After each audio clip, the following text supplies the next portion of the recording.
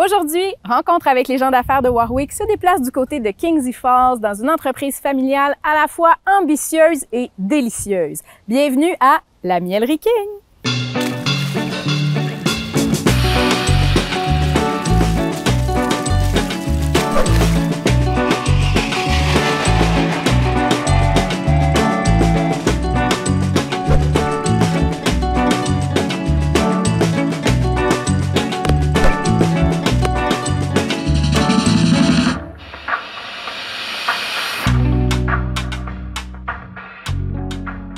Bonjour René Bougie. Ben bonjour à toi. Merci de nous recevoir à la Mielerie King Distillerie B. C'est les deux? Maintenant, Mielerie King, distillerie et hydromellerie. Ouais, on a fait disparaître distillerie B. Non, il est parti. C'est pas grave, on l'aimait quand même. Mais... Ben, c'est correct, on évolue. Exact. René, on est justement en plein cœur de la distillerie. Ouais. Même qu'on entend le glou-glou de la fermentation. C'est pas un spa. C'est des bons alcools qui sont en préparation. Exact. Peux-tu nous dire qu'est-ce que ça fait, qu'est-ce que ça produit, la Mielerie King? Mais la Mielerie King, premièrement et avant tout, elle fait du miel. Comme le nom le dit, on fait du miel de plusieurs sortes de fleurs, verge d'or et trèfle, bleuet, sarrasin. Après ça, on fait des sauces artisanales aussi. C'est vraiment les premiers produits qu'on a réalisés. Après ça, on a fait du caramel de miel. Maintenant, on fait des alcools, bien entendu. Comme vous voyez ici, la salle de fermentation, on a des hydromels qui sont en cours de préparation. Puis, on a maintenant aussi des spiritueux. Donc, tous des alcools forts. On a des gins, des eaux de vie, une crème alcoolisée, du brandy, nos rhums alternatifs. Bref, c'est vraiment la chose qu'on se spécialise de plus en plus. C'est la création d'alcool avec le miel. Là. Fait qu'une grande variété de produits. Pour faire tout ça, oui. Il y a combien de monde qui travaille à la Mielerie King?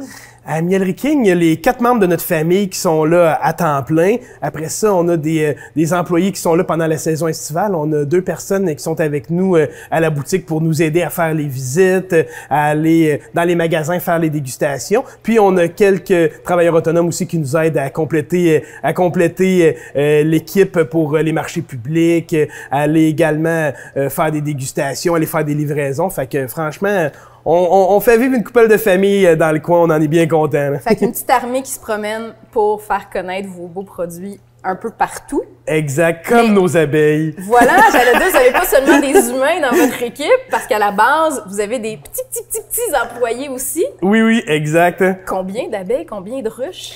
C'est dur à dire parce que, mettons, en nombre d'abeilles, là, parce qu'en nombre de ruches, on a à peu près... Vous les comptez pas tous les Non, matins, exact. Les présences. Ça serait trop le fun pour la vraie on a tellement de temps. Mais en réalité, on a à peu près, à nous, on a une centaine de ruches. On en loue à peu près 400 également pour avoir transformé le miel d'environ 500 ruches. Puis dans chaque ruche, on compte de 50 à 70 000 individus. Là. Oh oui, fait que, au pic de la saison, fait que ça fait quand même quelques abeilles, quelques millions, tu sais, rapidement compter comme quand ça. Même. Ouais. Plein d'abeilles, quelques employés vaillants et dévoués, et dans vos bouteilles, que ce soit de sauce ou d'alcool, je comprends que pour vous, c'est très important que ce qui rentre, ça soit beaucoup des matières premières locales. Définitivement, pour nous autres, c'est essentiel. C'est la chose qui fait en sorte qu'on a le goût de se lever le matin. T'sais, nous, on voulait vraiment mettre en valeur le miel de nos ruches. Puis, on s'entend, nous autres, au début, ça partit d'un hobby. Là, on était des gentlemen farmers. On avait pas de but particulier, mis à part le fait de s'amuser en allant aux ruches, à transformer nos produits. Puis c'est vraiment petit peu par petit peu que notre passion, en fin de compte, le fait de vouloir valoriser le miel de nos ruches, mais qui a pris de plus en plus de place, puis que c'est devenu notre job à temps plein. Fait que, pour nous, dans notre esprit d'entreprise, c'est essentiel de garder cette mission-là en tête, de dire que, notre objectif, c'est de transformer le miel de nos ruches, de le valoriser, puis de plus en plus d'en faire des alcools exceptionnels. Là. Puis tu le dis, au départ, vous n'êtes pas une famille qui vit de l'apiculture depuis 4 générations. Non, définitivement pas. Raconte-nous un peu comment on en est venu à créer la Mielerie King. Ben, jadis, j'avais un emploi dans la fonction publique et tout ça. Je travaillais pour une municipalité, puis par les fins de semaine, les soirs, mais je voulais avoir un hobby pour me divertir. Puis j'ai acheté quelques ruches, j'étais allé suivre une petite formation. Puis là, sans faire de mauvais jeu de mots, j'ai eu la piqûre. Tu sais, j'ai vraiment aimé ça. Ça grossit. J'étais avec mon beau-frère. Puis là, on est passé de 1 ruche, 2 ruches, 10 ruches, 20 ruches. Puis là, à un moment donné, il fallait qu'on fasse quelque chose avec le miel parce que t'as beau en donner à tes amis puis tout ça. Mais à un moment donné, ils sont écœurés de manger du miel, tu sais. Fait que là, ou encore, ils font des sugar high. Mais là, on s'est dit, faut essayer de faire d'autres choses, tu sais. Fait que là, on s'est mis à en vendre dans les marchés publics. On a commencé par la balade gourmande. On faisait ça juste 2 fins de semaine par année. Puis là, finalement, ça marchait tellement bien. On s'en faisait demander à l'extérieur. Le monde nous disait, ah, mais pourquoi vous en vendez pas en magasin? Pourquoi vous l'apportez pas ailleurs? Puis là, on s'est dit, on pourrait en faire un petit peu pour d'autres marchés. Fait que là, ça l'a grossi. Là, on s'est mis à faire des sauces aussi parce qu'on voulait avoir de la variété dans les produits qu'on offrait. Fait que là, petit peu par petit peu, ça l'a grossi. On faisait tout ça chez mes parents. Et pour le vrai, là, c'était devenu un entrepôt, là, chez eux, là. C'était fou, là. On a commencé en 2012, 2013. Puis jusqu'en 2016, on faisait ça à temps perdu. On avait tous nos jobs, mais... C'est toujours chez les parents que ça envahit. Non, C'est jamais chez l'entrepreneur. Au début, mais il était avec nous dans l'entreprise, c'est pour ça. J'avais 200 caisses entreposées. J'ai mis ça chez mes parents. Ah, c'est pas vrai, c'est un bel entrepôt quand même, là. Mais à un moment donné, c'était rendu vraiment trop un entrepôt. Ouais. Fait que là, ils ont fait comme, OK, là, soit qu'on se loue un local, puis qu'on se structure un peu plus, ou encore qu'on arrête ça. Puis là, tous ensemble, on s'est dit, OK, on y va, on se loue un local! Parce que surtout, à Kingsley, ici, c'est intéressant, il y a un programme de condo industriel, là, fait que c'est un loyer progressif, fait que ça nous permettait d'investir dans des équipements, puis d'avoir un loyer qui était intéressant. Là, fait que vous avez des initiatives d'aide aux entreprises en démarrage qui viennent vous soutenir. Oui. Vous avez des parents qui sont tannés de se faire envahir chez eux. Vous avez des gens qui déjà vous disent que votre miel il est super bon, qui en veulent plus. Vous avez la balade gourmande. Fait une fois qu'on a ces cartes-là dans notre jeu, puis qu'on veut prendre le pas de plus, parce que là, tout le monde a encore son travail régulier à temps plein, qui n'a pas nécessairement rapport avec les abeilles et tout. Totalement. Mais entre le moment où c'est un passe-temps, puis t'en donnes à tes amis quand tu y vas, puis le moment où tu veux commercialiser, je présume qu'il y a quand même une bonne marche à monter, là. Ah ouais, définitivement. On doit un petit peu moins dormir bien la nuit pendant une couple de semaines quand on a cette décision-là à prendre. Ouais. Puis tu sais, moi, à un moment donné, on regardait ça, là, on s'est fait un plan d'affaires, on a analysé les choses, puis là, on a fait comme, OK, là, on le fait, tu sais. Fait que là, j'ai dit, moi pis ma mère, au début, on disait, OK, nous autres, on va se lancer à temps plein. Les autres vont pouvoir quand même garder une job à côté, puis on verra qu'est-ce que ça va donner. Fait que là, tranquillement, pas vite, ça l'a grossi. Là, mon frère, qui était à temps partiel, on s'entend, il travaillait comme une fin de semaine sur 2, lui, à son ancien travail. Puis là, tous les jours qu'il travaillait pas, il était rendu ici. Fait que, tu sais, c'est ça, c'était vraiment rendu quand même beaucoup prenant. Puis là, de toute façon, la charge de travail nécessitait que quelqu'un d'autre rentre à temps plein. Fait que là, mon frère, il a dit, OK, maintenant qu'on est capable de payer un salaire de plus potentiellement, mais là, j'embarque, tu sais. Parce que, tu sais, au début, nous, on n'avait pas tant les moyens, puis moi, je m'étais dit, j'ai des REER, j'ai un peu d'argent de côté, fait que, tu sais, je vais me lancer. Fait qu'on était allé vraiment de cette façon-là, là. Puis à partir du moment où on fait le pas, puis que là, on est devenu une vraie entreprise, on a notre logo, on a notre nom, on a nos choses. Ouais. C'est quoi nos prochaines étapes? Comment on fait pour faire connaître nos produits? Comment on décide qu'est-ce qu'on va mettre de l'avant? Mais au début, c'est vraiment beaucoup de jus de bras, tu sais, surtout quand c'est des produits de proximité, en fin de compte, qu'il faut rentrer soit directement dans les épiceries, qu'il faut faire des marchés publics. Tu sais, il faut vraiment s'investir en temps et en énergie pour le faire connaître. Fait que, on s'entend que quand on commence, on peut pas être listé partout, puis de toute façon, souvent, on n'a pas les reins assez solides pour faire ça aussi. Fait que, tu sais, au début, c'était vraiment d'aller faire du backdoor, comme on dit, d'aller rencontrer chacune des entreprises, de leur montrer, d'aller faire des dégustations, après ça de faire des marchés publics, de sonder un peu l'opinion des gens, de réajuster nos choses suite aux commentaires qu'on avait. Fait que c'est vraiment ça, tu sais, c'était petit peu par petit peu, mais là, on a grossi notre entreprise, on a perfectionné nos produits, on a élargi notre gamme, puis après ça, on s'est aussi fait accompagner par des spécialistes quand il y avait des choses qu'on disait là, par exemple, j'aurais besoin peut-être de pousser ça un petit peu plus loin, mais j'ai pas totalement les connaissances, fait que je vais aller chercher les connaissances qui me manquent. Fait que vraiment, c'est ça qui a été un peu la mécanique d'aller-retour, d'aller sonder les gens, de se réajuster, de retourner tout en évoluant dans notre entreprise. Fait que non seulement il faut être courageux pour prendre ces risques-là, il faut être créatif pour créer les produits, mais en plus, il faut être fin parce qu'il faut vraiment aller gagner nos points de vente et nos clients un par un. On l'a dit, la gamme de produits s'est élargie de plus en plus. Oui. On arrête 2 petites minutes, on va aller voir en capsule, c'est quoi tous les différents alcools qu'on peut faire avec du miel. Excellent. On revient tout de suite.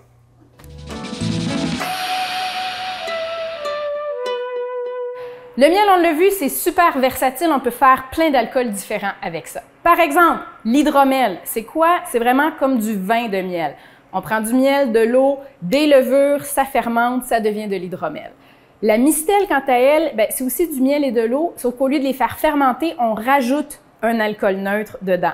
Ça peut être doux avec moins de pourcentage d'alcool et ça peut monter jusqu'à 23%. Rendu à 23%, on passe du côté de la liqueur. Donc, il faut que ce soit plus sucré aussi. Et qu'est-ce qui arrive avec l'hydromel si on la distille et qu'on s'en va encore là vers une plus haute concentration d'alcool? Eh bien là, on tombe dans de l'eau-de-vie de miel.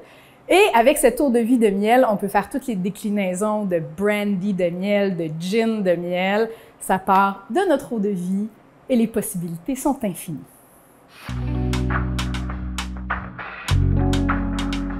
René, on vient de le voir, vous avez plein de produits.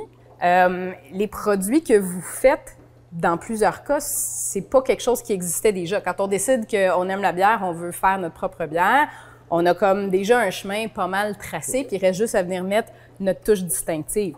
Vous autres, il y a beaucoup de vos produits qui s'étaient jamais fait dans le monde. Oui, mais en réalité, nous autres, c'est ça, on veut toujours essayer de pousser notre imagination au maximum, d'essayer de faire des choses que, on n'a pas vraiment vues ailleurs dans le monde, particulièrement notre crème alcoolisée. D'une part, de faire une crème alcoolisée au Québec, avec de la crème du Québec, c'est déjà un enjeu en soi, mais d'utiliser une eau de vie de miel, un alcool neutre de miel, ça aussi, c'est une première en soi. Là, nous autres, on veut toujours essayer de pousser l'innovation pour montrer que le miel, c'est un matériel tellement versatile, en fin de compte, une matière première qui peut s'adapter à plein de choses. Puis souvent, quand on pense au miel, on pense que c'est sucré d'entrée de jeu. Mais non, en réalité, là, le miel, lorsqu'il fermente puis que les levures consomment le sucre qui est à l'intérieur, on est tellement capable d'en faire des produits différents les uns des autres. Là. Oui, il y en a certains qui peuvent être sucrés, mais d'autres que c'est plus le caractère floral, le caractère aromatique du miel qu'on est capable de mettre en valeur. Puis moi, je trouve que c'est toute la beauté de la chose de travailler avec une matière première qui est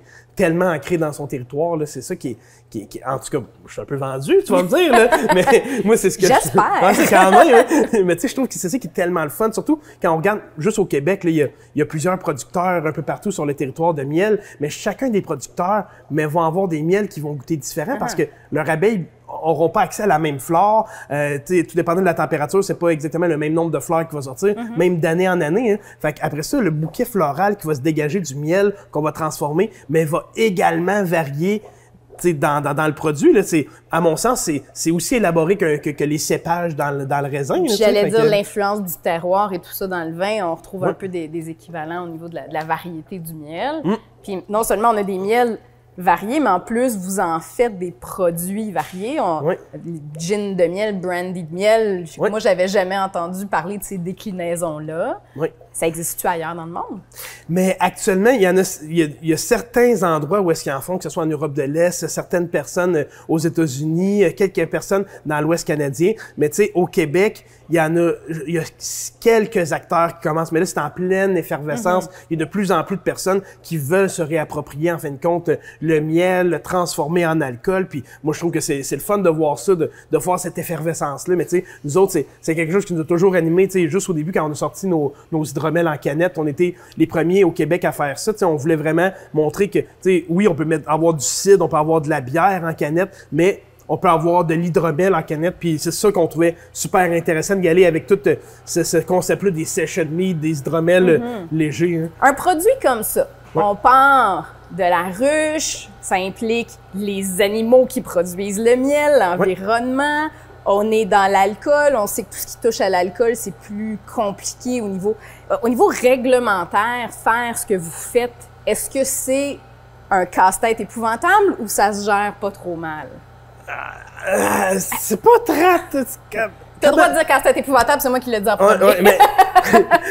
Comment dire, c'est sûr et certain que c'est pas de tout repos, tu sais, parce que, tu sais, d'une part, il y a la gestion de notre cheptel animalier, tu sais, nos abeilles en tant que telles, mais le plus compliqué, c'est vraiment la réglementation qui a trait aux alcools, tu sais, puis surtout en matière de spiritueux, parce que quand on fait des alcools forts qui sont en haut de 40%, mais tu sais, puis c'est correct, là, c'est pour la protection du public, etc., mais il y a beaucoup de choses à prendre en considération, là. C'est un méchant dédale administratif. Puis même au niveau de la vente, une fois que le produit est approuvé puis est dans la bouteille, tu peux pas juste décider que tu vas aller cogner au restaurant autour de ton entrepôt puis leur vendre une coupe de bouteilles par-ci par-là. Là aussi, c'est assez complexe. Là, exact. Puis ça c'est vraiment malheureux. C'est une des revendications aussi qu'on fait. C'est on peut même pas nos spiritueux, par exemple nos gins, même notre crème alcoolisée, je pourrais pas aller voir le bistrot à côté de chez nous puis dire hey, veux-tu en avoir sur ta carte, je vais t'en vendre. Non.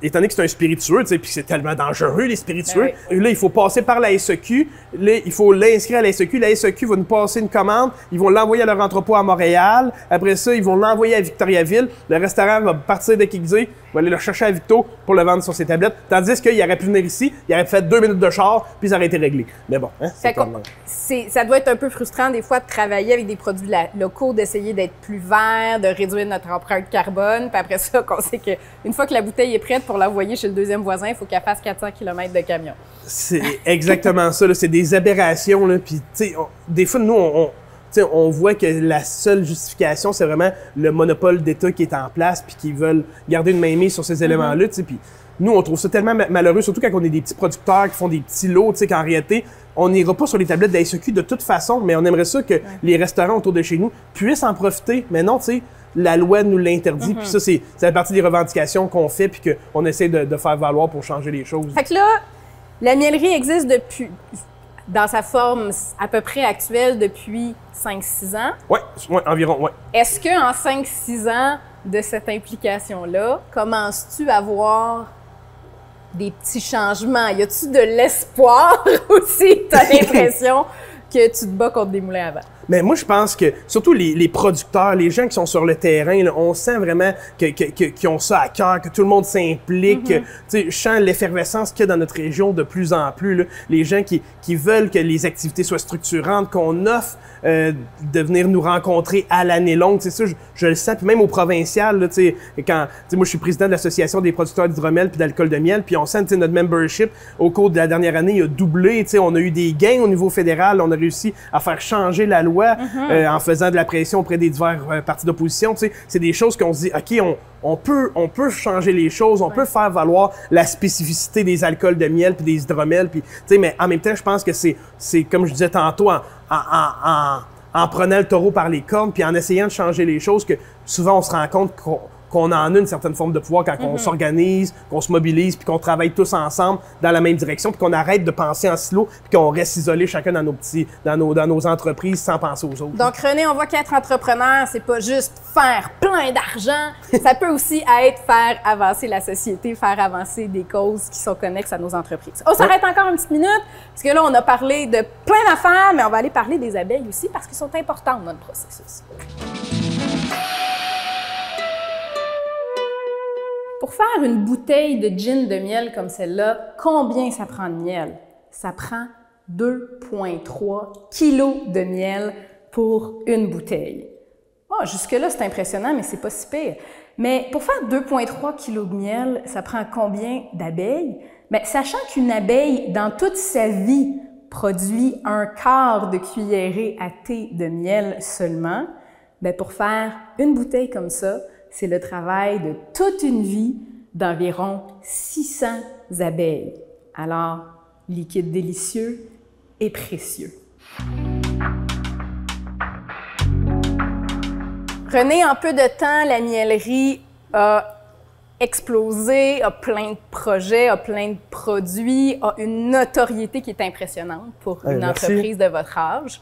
On a l'impression que quand on parle d'entreprises d'agro-tourisme et de produits locaux au centre du Québec, c'est comme Miellerie King partout. C'est un beau succès. Je présume que vous ne vous asseoirez pas sur ces lauriers-là et que vous avez des projets pour la suite. Ah, définitivement, là, nous autres, on veut devenir vraiment une référence en agrotourisme au Québec. Là. On veut vraiment faire en sorte d'offrir des expériences inoubliables pour les gens lorsqu'ils viennent nous rencontrer, puis on va pouvoir montrer tout le potentiel de nos abeilles, tu sais, au travers de nos divers alcools, des divers produits qu'on a, mais également auprès de l'expérience d'aller à la rencontre des abeilles, autant l'hiver que l'été. Bref, on a plein de projets qui bouillonnent dans nos têtes, mais pour ça, tu sais, là, on est en train de se magasiner une nouvelle terre parce que là, on est vraiment un peu pogné dans le condo où est-ce qu'on est, c'est un beau problème. Vous êtes dans le parc industriel à Kingsley, c'est pas nécessairement l'image de l'agrotourisme champêtre que les gens ont quand ils pensent à ça. Exact. L'avantage avec nous, c'est que, tu sais, étant donné que nos ruches, on peut les mettre à plein d'endroits, nous autres, qu'est-ce qu'on a besoin, c'est d'avoir un local pour pouvoir rapatrier les choses, les extraire notre miel, puis le transformer. Fait que pour ça, le condo industriel se prête vraiment bien, mais tu sais, c'est sûr et certain que nous autres, dans le meilleur des mondes, on aimerait ça avoir, comme tu dis, un cadre un peu plus champêtre, où est-ce qu'on peut voir nos abeilles au loin dans le champ, que, tu sais, les gens Exact, que les gens peuvent, tu sais, profiter de l'espace, peuvent vraiment se sentir à la campagne, puis, tu sais, que nous autres aussi, ça soit un cadre encore plus enchanteur, puis qui nous permette de valoriser encore plus notre entreprise avec, par exemple, des productions connexes, que ce soit des pommes, des petits fruits qu'on pourrait, bien entendu, incorporer dans nos alcools. Fait que, tu sais, c'est vraiment tout ça qu'on veut faire, mais après ça, reste à le financer puis à l'articuler adéquatement. Mais on est rendu là actuellement dans notre réflexion d'affaires. Ben, au moins, vous avez déjà le petit bruit de ruisseau, même si c'est non, exact, là. Ou le spa, tu sais. Un spa d'abeilles. En terminant, quand tu regardes le chemin parcouru jusqu'ici, toi, personnellement, ta plus grande fierté, là, dans le moment, là. Quand tu te couches le soir puis tu fais « Beau travail, mon René », c'est quoi l'élément dont tu es le plus fier? Mais je pense que la chose que je suis le plus fier, c'est vraiment d'avoir réussi à vivre de ma passion, tu sais, de faire en sorte que, tu sais, même si c'est pas la chose la plus payante au monde, mais que quand on se lève le matin, on n'a pas l'impression d'aller travailler, tu sais, que quand on travaille, mais tu sais, c'est pour vraiment comme vivre notre hobby, là, faire en sorte qu'on puisse faire connaître aux gens ce qui nous passionne, ce qui nous anime, puis qu'on puisse la partager, cette passion-là. C'est pour ça que nous, l'agrotourisme, on trouve ça particulièrement intéressant parce que les gens viennent à notre rencontre, on peut leur expliquer pourquoi nos alcools sont différents de 95% de tous les autres alcools, mettons, de distilleries qui se font. Là, comment nous autres, on est vraiment ancrés dans notre territoire, puisque c'est ça qu'on veut valoriser. Fait que, je pense que d'avoir la chance de faire ça, mais pour moi, ça résume en tout le succès que je suis le plus fier. Là. Puis, par curiosité, quand les gens se présentent ici pour venir déguster, pour venir découvrir, tu dois quand même avoir des gens qui n'ont jamais goûté à ça, de l'hydromel, ou qui n'ont aucune idée de ce qui se trouve dans leur verre. C'est quoi la proportion de gens qui découvrent vraiment complètement le produit? Mais même, c'est très drôle que tu en parles parce qu'on a fait faire un sondage par Léger Marketing dernièrement avec notre association, puis le CETAC, qui est l'organisation qui nous chapeaute. Puis le sondage disait que c'est 50% des gens qui connaissent même pas l'hydromel au Québec. Là. Fait que, tu sais, il y a encore une grande part de méconnaissance par rapport à notre secteur d'activité. Puis en fin de compte, tu sais, à place de voir ça comme un élément négatif, mais moi, j'imagine tout le potentiel encore que notre industrie a. Tu sais, actuellement, tu sais, quand on regarde l'état qu'était le cidre ou encore même les gins il y a quelques années, là, quand les gens ont commencé à s'y intéresser, là, tu sais, moi, je vois le même potentiel actuellement pour l'hydromel puis les alcools de miel en général. Là, puis, en tout cas, moi, cette chose-là, ça m'anime encore plus puis ça fait en sorte qu'on dit, OK, il y en a du stock encore à conquérir, tu sais, puis à convaincre les gens puis leur montrer parce que d'habitude, quand les gens y goûtent, ils l'adoptent. Fait que René, là, ça va être à mon tour parce que je comprends que tu as un défi pour moi, là. Définitivement. Je peux aller explorer ce nouveau territoire. Allons à la conquête de nouveaux cocktails. Oh!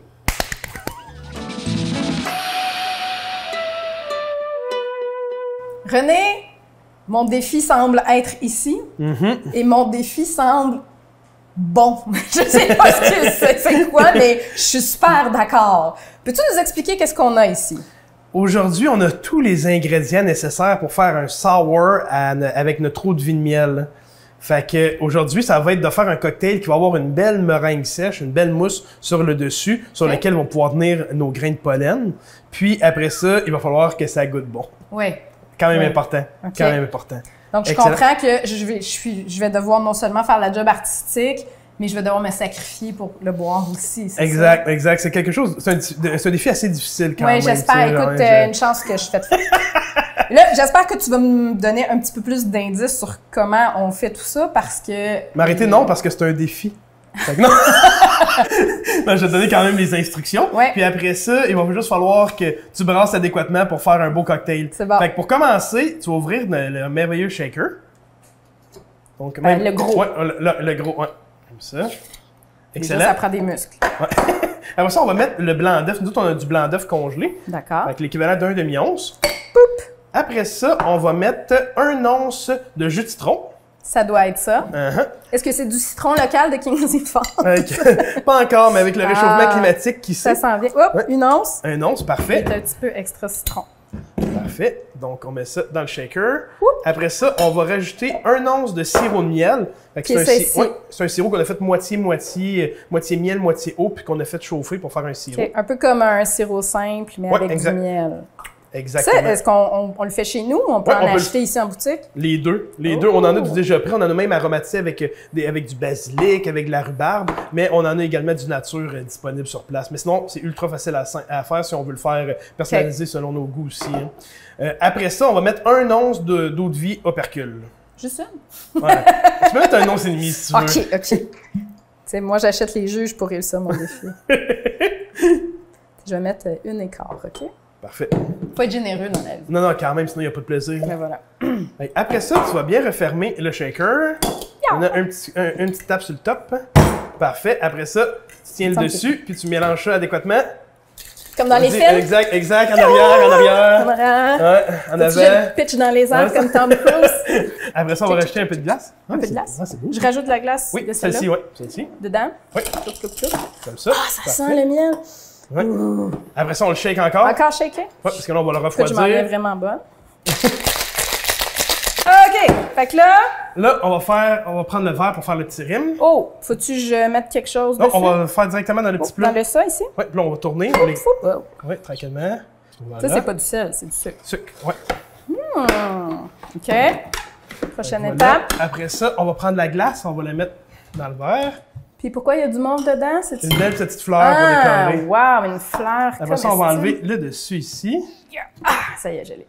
Voilà, on va verser sur la glace.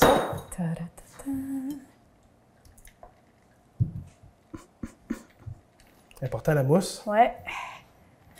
Parfait. Puis après ça, on va prendre ici un peu de pollen avec la petite cuillère. C'est du pollen congelé qu'on a ramassé directement dans les ruches. OK. On va essayer de faire une belle petite ligne tranquillement. Une ligne. Ouais, une belle petite ligne de décoration. Ah, bah ouais, on dirait que t'as fait ça toute ta vie. Écoute. Voilà. Donc maintenant, on a un merveilleux petit sour. Reste à goûter maintenant, à savoir si c'est bon. Je te confirme que ça me plaît. C'est vraiment bon, c'est vraiment le fun. On parlait tantôt du côté plus floral du miel et tout ça qui vient vraiment ressortir. On a mis un petit peu plus d'eau de vie, mais c'est pas fort et décapant du tout. Non, exact. C'est pas trop sucré non plus. Là, c'est pas. Tu veux-tu finir l'émission pendant que je fais? Hey René, merci beaucoup.